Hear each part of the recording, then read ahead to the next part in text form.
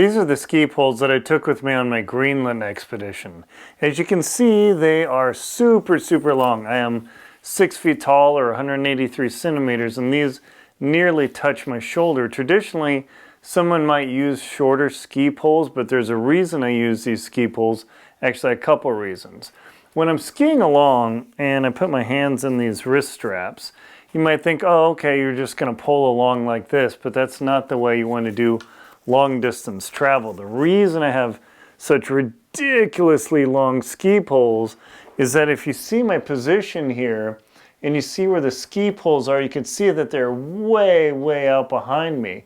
Because if my ski poles are shorter, let's say a traditional shorter ski pole length, when I'm pushing, I just don't get as much thrust forward. But with longer ski poles, with this sort of expedition, when I put those bad boys out, the vector thrust from my tail by pushing this and I ski, I can really toss those poles way behind me and get a lot more thrust. Now granted, it's only a couple of pounds extra of pushing force that it gives me, but over 300 miles or 500 kilometers, it makes a huge, huge difference. So that is a major factor of why I chose ski poles this long. Now, second factor here, I chose aluminum rather than carbon graphite poles, and that's because these bad boys can still bend quite a bit before they fail. I've seen many a broken carbon or graphite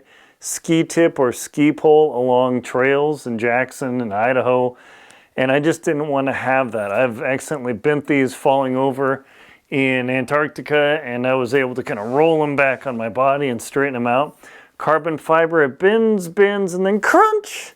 Now granted, aluminum does that too, but I've found these have a little bit more forgiveness than carbon fiber. Two, if I whack these together for whatever reason in travel, I can do this all day and nothing will happen.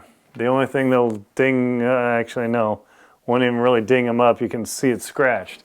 But I want to have you take carbon fiber poles and just keep hitting time and time again for hundreds and hundreds of miles. And eventually that carbon fiber will crack because it can take that type of load and impact. So that's another reason that I use those.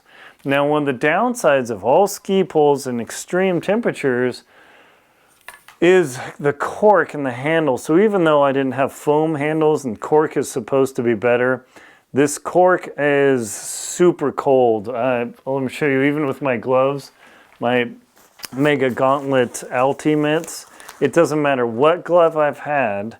When I put my glove through here and let's see if I can do this, and I grab the ski poles, it doesn't matter where it's foam or cork, that just conducts heat through my hand. I mean, it's just a big problem. So the technique I use is instead of holding ski poles like this, and I taught Terry in my on our expedition, he's get to learn a new technique there, is you don't want to hold ski poles like this because they flop around and it's very hard to control.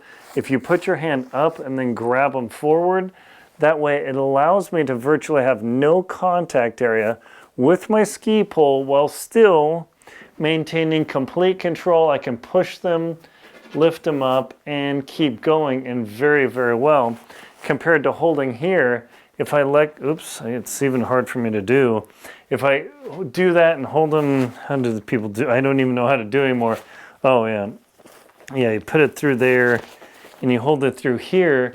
The ski pole is very out of control. So these ski poles are very nice. I use the Alpina ski poles. Are pretty sweet.